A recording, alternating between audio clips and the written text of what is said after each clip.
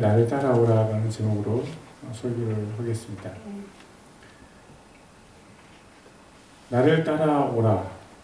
예수님께서 갈릴리 호숫가에서 4명의 어부들을 부르셨습니다. 예수님의 부르심을 들은 어부들은 배와 그물과 가족을 남겨두고 예수님을 따라갔습니다.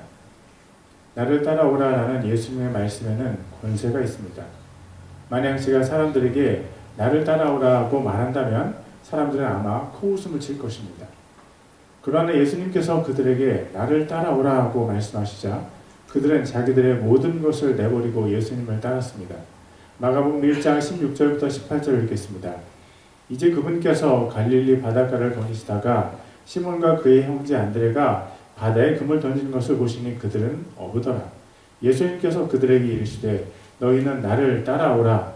내가 너희를 사람들을 낚는 어부가 되게 하리라 하시니 그들이 곧 자기들의 그물들을 버려두고 그분을 따르니라. 어부들에게 그물은 생계수단이었습니다. 시몬은 배의 선주였고 고기잡이는 그의 인생에서 빼놓을 수 없는 중요한 의미였습니다. 그러나 예수님께서 그분 앞에 나타나셨고 그는 갑자기 그의 앞에 나타나신 하나님을 만났습니다. 그가 예수님을 하나님으로 인식하게 된 사건이 있었고 바로 그때 예수님께서 그를 부르셨습니다. 마태와 마가는 이 일을 예수님의 부르심에 초점을 두고 짧게 기록했습니다. 그러나 누가는 그 일을 좀 더 길고 세밀하게 기록했고 그 일이 누가복음 5장에 나와 있습니다. 밤새도록 물고기 한 마리 잡지 못한 베드로 앞에 예수님께서 나타나셨습니다. 예수님은 베드로의 배에 타고 예수님께 몰려온 사람들을 가르치셨습니다. 그 후에 예수님께서 베드로에게 깊은 데로 가서 그물을 던지라고 하셨습니다. 베드로가 그물을 던지고 물고기를 그물 가득 잡았습니다. 그 물고기들을 배 두 척에 채우니까 두 척 모두 배가 가라앉으려고 했습니다. 그러자 베드로는 예수님께서 일반 사람이 아니라는 것을 인식했습니다. 그가 예수님의 존재를 인식하자마자 그의 인생 최초로 자신이 죄인이라는 것이 깨달아졌습니다. 예수님의 하나님 되심 앞에 선 죄인이 그분의 권세 앞에 무릎을 꿇은 것입니다. 의사 누가는 이렇게 이 일을 자세하게 기록했지만 마태와 마가는 그 일을 아주 간단하게만 기록했습니다. 왜 그랬을까요? 그것은 성령님께서 정하신 것입니다. 누가를 통해서 우리에게 주시려는 성령님의 가르치심이 다르고 마태와 마가를 통해서 우리에게 주시려는 성령님의 가르치심이 다릅니다. 그러나 다름이 없는 것은 바로 하나님의 독생자이신 예수님께서 죄인인 제자들을 부르신다는 것입니다. 예수님께서 시몬과 안드레를 부르신 후에 다른 제자 2명도 부르셨습니다. 마가복음 1장 19절과 20절입니다.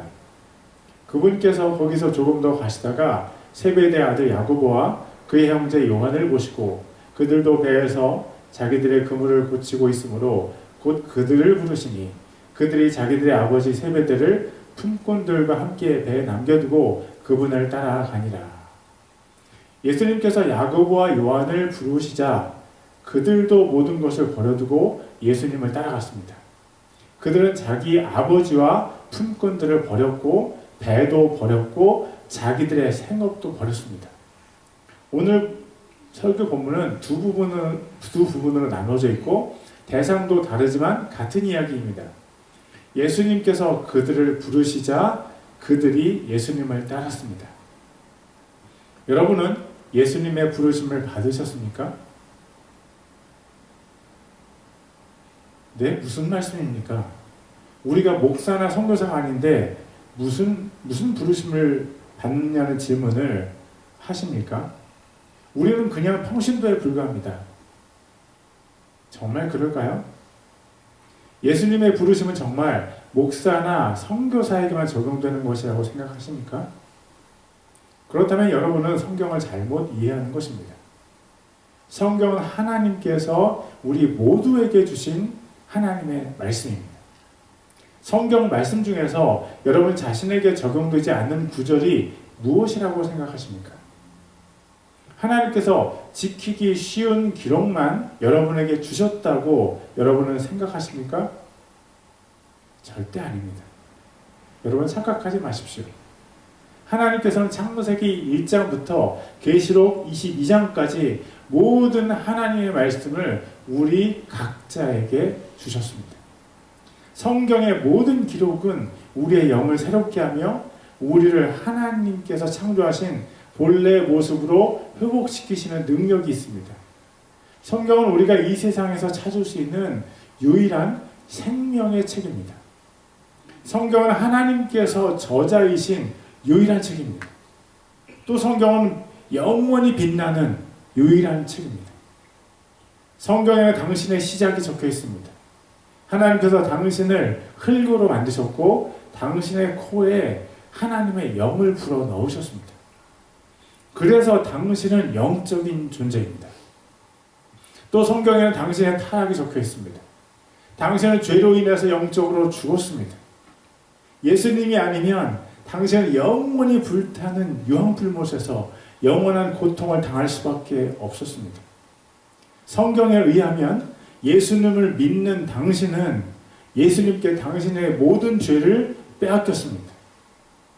그리고 예수님께서 당신 대신 맞으시고 모욕을 당하시고 지옥에 가셨습니다. 그래서 예수님을 믿은 당신은 예수님과의 부활을 확보했습니다. 부활의 약속을 확보했습니다. 만약 당신이 예수님을 믿는다면 당신은 예수님과 정혼한 상태입니다. 그리고 예수님께서 정결한 정혼자들을 데려가시기 위해서 다시 오십니다. 그때 정결하게 자신을 준비한 정혼자들은 천국에서 영원한 생명을 누릴 것입니다. 그러나 예수님을 믿지 않는 사람들은 영원한 고통을 받을 것입니다. 또 자신을 정결하게 준비하지 않은 정혼자들도 응분의 대가를 받을 것입니다. 성경의 모든 말씀이 당신을 위한 것입니다. 그런데 예수님의 부르심이라는 부분은 예수님께서 당신에게도 주신 것이 아니라고 믿는 분이 있습니까? 예수님의 부르심도 당신에게 주어졌다는 사실을 믿으십시오. 그리고 나를 따라오라는 예수님의 말씀도 당신에게 주어졌다는 것을 믿으십시오. 예수님께서 당신에게 오늘 나를 따라오라고 부르십니다. 예수님의 그 부르심에 당신이 응답하시기를 바랍니다. 여러분에게 예수님은 누구십니까? 당신은 예수님을 알고 있습니까? 교회 다니면서 어떤 사람들은 예수님에 대해서 알고 있는 자신의 상태에 대해서 만족해하고 있습니다. 예수님에 대해서 아는 것과 예수님을 아는 것은 분명히 다른 것입니다. 예수님에 대해서 아는 것은 우리가 트럼프에 대해서 아는 것과 같은 것입니다. 우리는 그 사람과 인격적인 만남이 없고 인격적인 교류가 없는 상태에서도 그 사람에 대해서 알 수 있습니다. 그의 인격과 그의 성향을 우리가 평가할 수 있을 정도로 우리는 그를 알 수 있습니다. 그것은 지식적인 알입니다. 지식적인 알은 우리와 트럼프를 어떤 관계로 이어주지 않습니다. 우리는 그를 지식적으로 알지만 그는 우리를 지식적으로 모릅니다. 마찬가지로 예수님에 대해서도 지식적으로 아는 상태에 머무는 사람들이 있습니다. 그런 사람들은 예수님께서 나를 따라오라고 하시는 그 부르심을 받을 가능성이 많지 않습니다. 그런 사람은 예수님을 인격적으로 알지 못하면서도 스스로 예수님을 안다는 착각에 빠져 있습니다. 성경에서 안다는 말은 부부가 성적인 관계를 통해서 서로를 안다는 의미입니다. 하나님을 안다는 것, 예수님을 안다는 것, 성령님을 안다는 것은 경험적인 알을 말합니다. 바울은 진리를 경험적으로 알지 못하는 사람들에 대해서 이렇게 얘기했습니다. 디모데후서 3장 4절과 7절까지입니다. 배신하며 고집이 세며 높은 마음을 품으며 하나님을 사랑하기보다는 쾌락들을 더 사랑하며 하나님의 성품의 모양은 있으나 그것의 능력은 부인하리니 너는 이런 자들에게서 돌아서라. 이러한 부류 중에 슬그머니 집으로 들어가 밀어낸 여자들을 포로로 사로잡는 자들이 있는데 이런 여자들은 죄들에 눌려있고 여러 가지 욕심에 이끌려 항상 배우나 결코 진리를 아는 데 이르지 못하느니라. 하나님을 인격적으로, 즉 경험적으로 알아야 사람이 변합니다. 하나님을 인격적으로 만나지 못한 사람들은 자기 자신만을 사랑합니다. 그들은 세상이 주는 쾌락을 하나님보다 더 사랑합니다. 그들은 항상 배우지만 결코 진리에 이르지 못합니다. 그저 교회에 와서 자신의 귀를 즐겁게 해주는 말을 듣기 원할 뿐입니다. 사랑하는 여러분들, 예수님에 대해서 아는 것으로 만족하지 마십시오. 예수님에 대해서 아는 상태에서 예수님을 인격적으로 아는 상태로 전진하시기를 바랍니다. 예수님을 지식적으로 아는 것에서 예수님을 경험적으로 아는 것으로 나아가세요. 예수님을 만나기를 갈망하세요. 이렇게 기도해 보세요. 예수님, 저를 만나주세요. 예수님은 책에 적혀있는 가상인물이 아닙니다. 예수님은 살아계신 하나님이십니다. 예수님을 만나야 우리가 참된 예배를 드릴 수 있습니다. 예수님을 만나면 우리 인생의 가치관이 변하고 죽은 우리의 영이 새롭게 창조됩니다. 예수님을 만나면 세상을 즐기지 못할 것을 염려하지 마십시오. 예수님을 만나면 세상의 즐거움이 너무 수준이 낮다는 것을 우리가 알게 됩니다. 우리의 영이 살아나서 새롭게 알아가는 영적인 즐거움은 세상이 전혀 이해할 수 없는 차원이 다른 것입니다. 우리 인생에 놀라운 발견을 할 때가 있습니다. 어떤 사람은 그것이 바로 미국에 오는 것이었습니다. 한국에서 더 이상 출구가 보이지 않을 때 어떤 사람들은 미국에서의 삶에 대한 가능성을 발견합니다. 그들은 한국에서 가지고 있던 직장과 가족과 경험과 관계를 모두 버리고 미국으로 옵니다. 그러나 그들은 어리석은 사람들이 아니었습니다. 미국행을 결심하고 그 결심을 실행한 사람들 중에 많은 사람들이 그들의 인생의 복을 누렸습니다.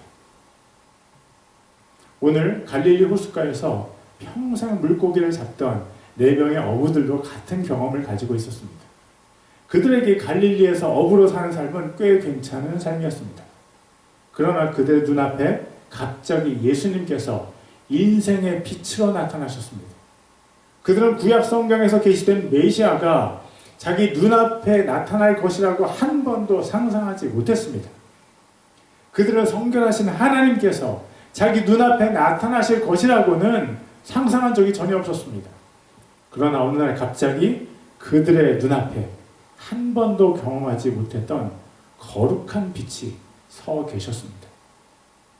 온 이스라엘이 갈망하며 기다리던 메시아가 어느 날 갑자기 자신들을 부르셨습니다. 바로 그날 그들은 과감하게 자신들의 모든 것을 버렸습니다. 누구보다도 자신의 삶을 사랑했던 그들이었습니다. 누구보다도 가족을 사랑하고 누구보다도 더 성실했던 그들이었습니다. 물고기를 한 마리도 잡지 못했지만 그들은 밤새도록 성실하게 그물을 던지고 또 거두어 들이기를 반복했습니다. 그리고 그들은 참으로 착한 사람들이었습니다. 밤새도록 고기를 잡지 못해서 낙심한 그날 한 남성이 갑자기 자기 배에 올라타서 어려운 부탁을 했습니다. 배를 물가에서 조금 띄워서 자신이 사람들에게 가르침을 줄 수 있게 도와달라는 것이었습니다. 밤새 물고기를 잡지 못한 그들은 충분히 피곤했고 마음도 낙심된 상태였습니다. 그렇지만 그들은 기꺼이 자신들의 배를 빌려주었고 그 낯선 사람을 위해서 수고를 했습니다. 그러나 그때까지 그들은 깨닫지 못했습니다. 그 낯선 남자가 가르침을 베푼 대상자들이 바로 자기들이었다는 사실입니다. 그 남자가 군중에게 설교했지만 그 남자의 가장 가까운 곳에서 그 설교를 들은 사람들은 바로 그 어부들이었습니다. 그리고 그 남자가 자기들에게 어려운 부탁을 또 한 가지 했습니다. 배를 깊은 곳으로 몰고 가서 그곳에서 그물을 던지라는 것이었습니다.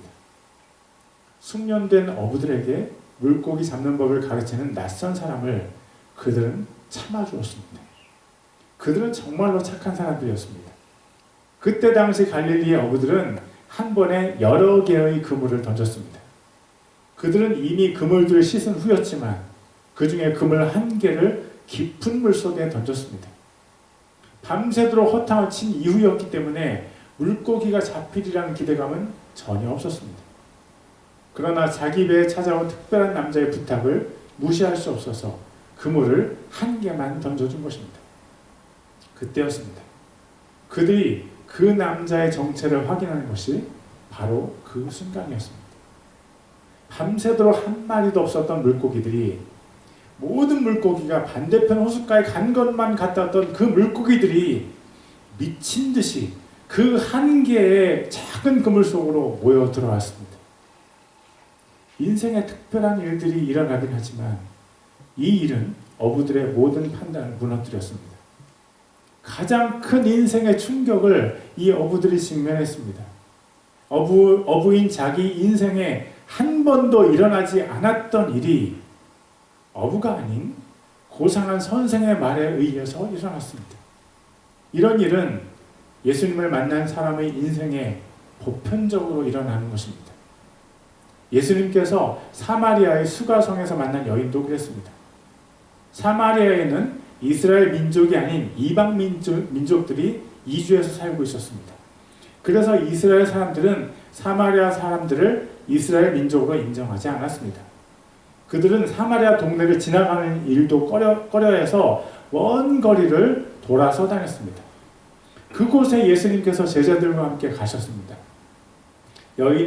예수님께서 한 여인을 만나러 가신 것이었습니다. 그녀는 5번 결혼을 했었고 그때는 남편이 아닌 또 다른 남자와 살고 있었습니다. 그녀는 사람들의 눈이 무서워서 햇볕이 쨍쨍 내리쬐는 낮 12시에 물을 기르러 우물로 향했습니다. 그녀는 그곳에서 인생의 가장 놀라운 경험을 했습니다. 그것은 하나님을 예배하는 것에 대해서 가르침을 준 어떤 남성이 자신의 과거의 모든 일을 얘기한 것입니다.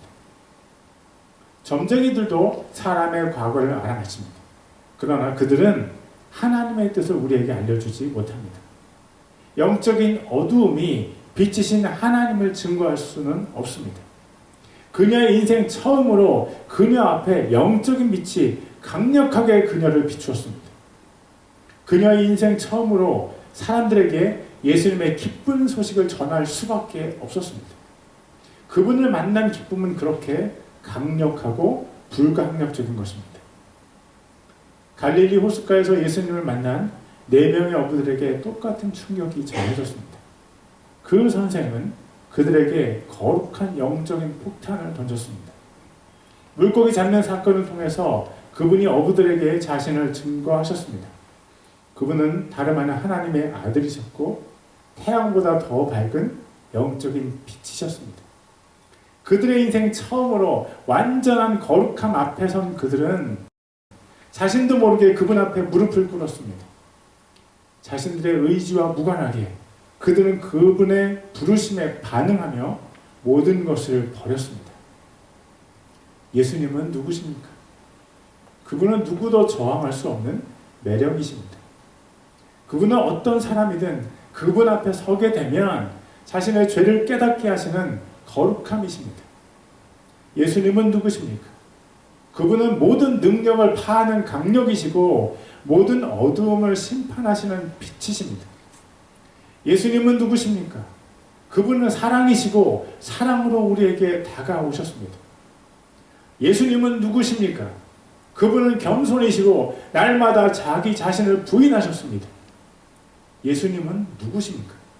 그분은 살아계신 하나님의 말씀이시고 창조주 하나님이십니다. 예수님은 누구십니까? 그분은 우리 인생에 단 하나밖에 없는 출구이시고 완전한 해결책이십니다. 예수님은 누구십니까? 그분은 우리를 천국으로 데려가셔서 우리를 사랑해 주실 교회의 남편이십니다. 당신은 그분을 아십니까? 당신은 예수님을 아십니까? 만약 당신이 그분을 만나면 당신은 분명히 4명의 어부와 똑같은 행동을 할 것입니다.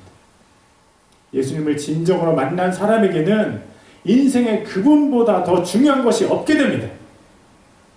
예수님을 진짜 만난 사람에게는 그분은 가장 귀한 보배이십니다. 누구든지 예수님을 만나면 그분의 희생이 가장 큰 선물임을 깨닫게 됩니다. 예수님을 만난 사람은 슬픈 마음이 기쁜 마음으로 바뀝니다.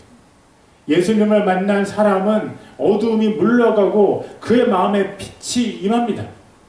예수님을 만난 사람은 사망의 정죄가 떠나가고 그의 마음에 새 생명이 넘쳐납니다. 당신에게 예수님은 누구십니까? 만약 당신에게 아직도 예수님이 그런 강력한 존재가 아니시라면 당신의 인생은 아직 절망에 빠져 있는 것입니다. 죄라는 낭떠러지에서 떨어져서 낭떠러지의 벽에 있는 나뭇가지에 매달려 있는 사람이 바로 당신입니다. 그런데 그 나뭇가지를 시간이라는 쥐가 갉아먹고 있습니다. 만약 당신이 그 옆에 드리워진 예수라는 밧줄을 붙잡지 않는다면 당신은 곧 영원한 멸망으로 떨어질 것입니다. 하나님께서 당신에게 부르짖으십니다. 예수라는 이름의 그 동아줄을 붙잡고 너는 살아라. 그리고 예수님께서 이렇게 우리를 부르십니다. 마태복음 11장 28절입니다. 수고하고 무거운 짐진 모든 자들아 너희는 내게로 오라. 내가 너희에게 안식을 주리라. 우리 인생의 어깨 위에는 죄라는 무거운 짐이 지워져 있습니다. 우리는 그 짐을 스스로 내려놓을 수 없고 던져버릴 수도 없습니다. 오직 예수님께서만 우리의 짐을 제거해 주실 수 있습니다.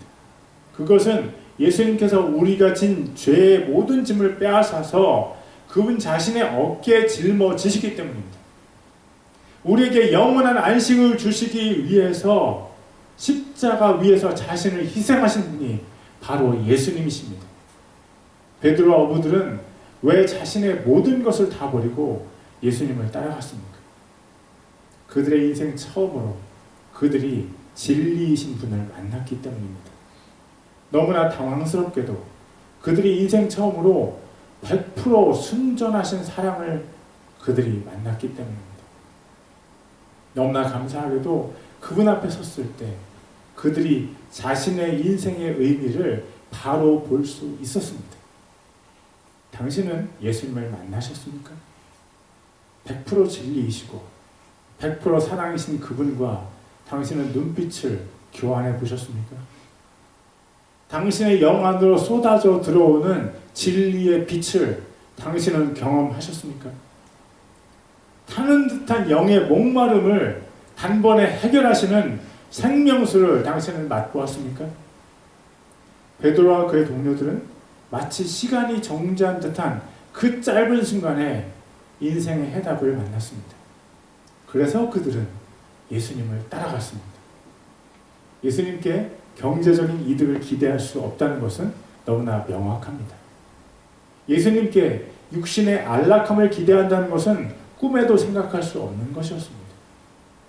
예수님과 함께하면 언제나 배부를 것이라는 기대는 정상적인 사람이라면 절대 할 수 없었습니다.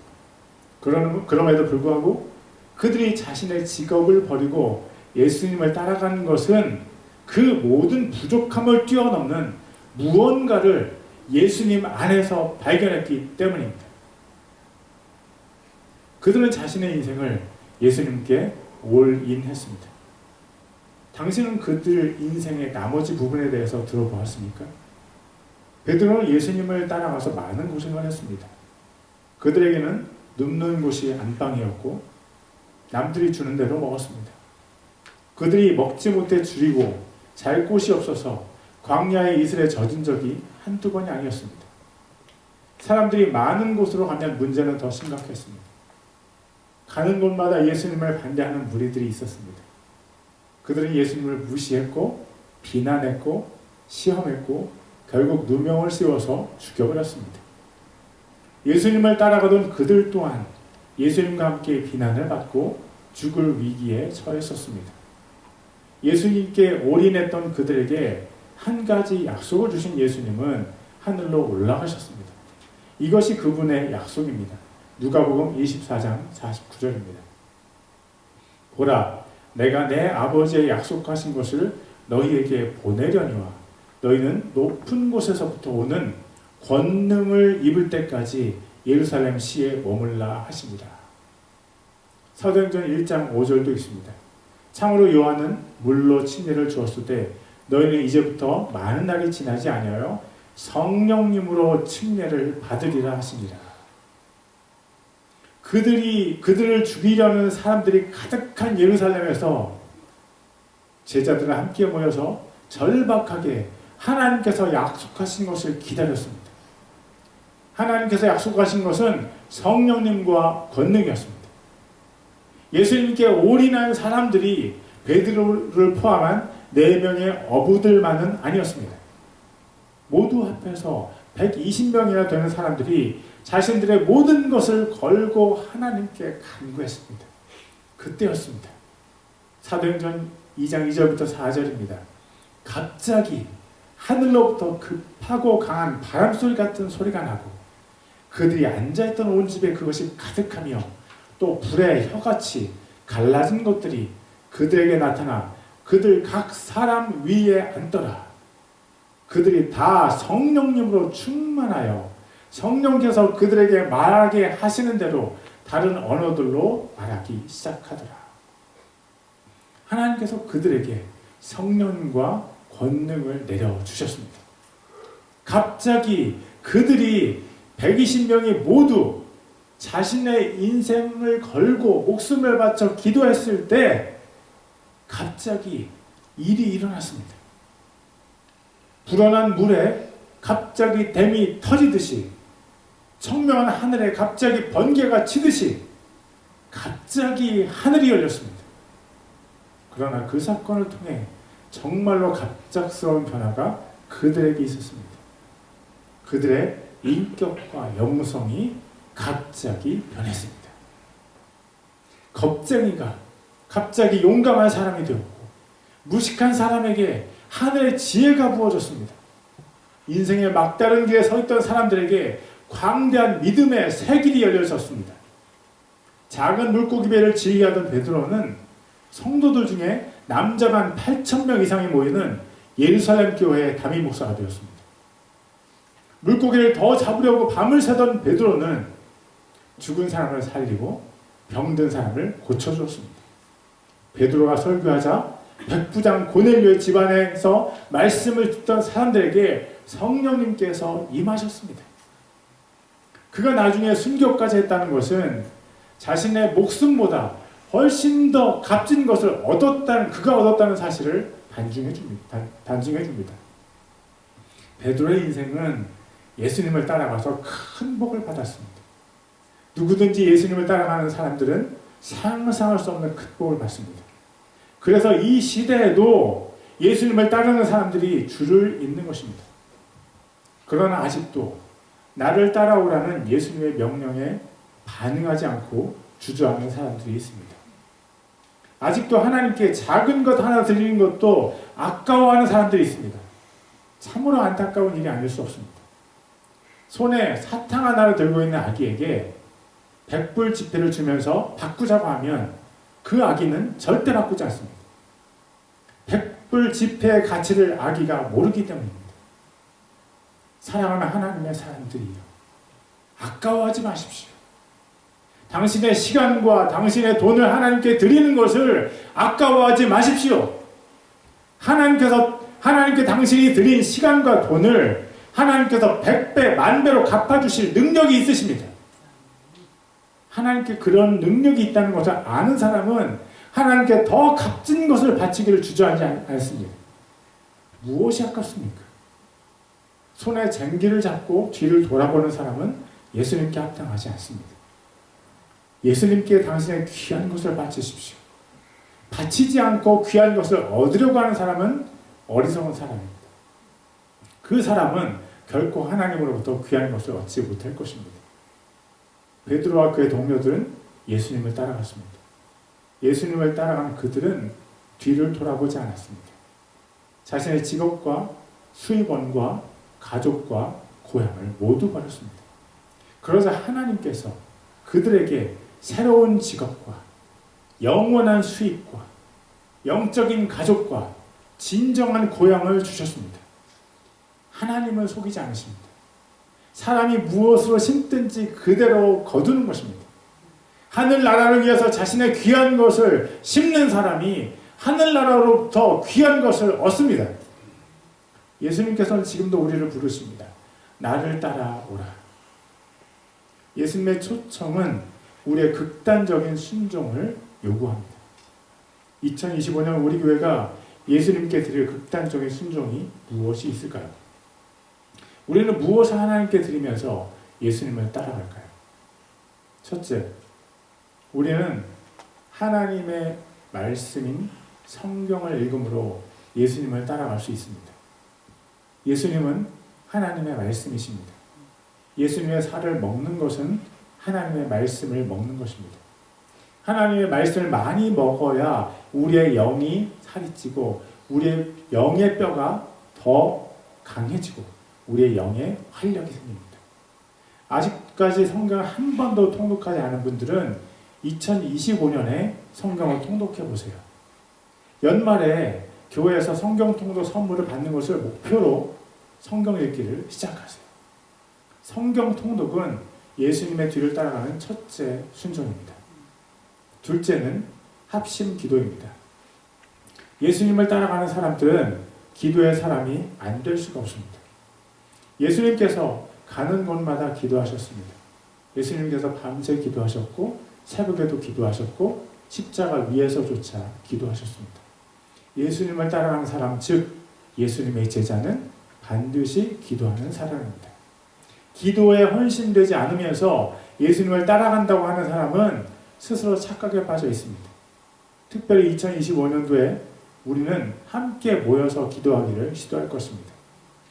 오순절의 마가의 다락방에 120명이 함께 모여서 합심하여 기도할 때 그들 모두 위에 성령님과 권능이 부어졌습니다. 기도는 영적인 전쟁입니다. 전쟁터에 혼자 나가는 병사가 있다면 여러분은 그를 어떻게 생각하십니까? 지혜로운 병사는 절대 혼자 전쟁터에 나가지 않습니다. 영적인 전쟁도 마찬가지입니다. 한 사람이 영적으로 뜨거워지면 함께 기도하는 다른 사람에게도 그 열기가 전달됩니다. 그렇게 서로의 영적인 에너지가 모여질 때 영적인 폭발이 일어날 수 있습니다.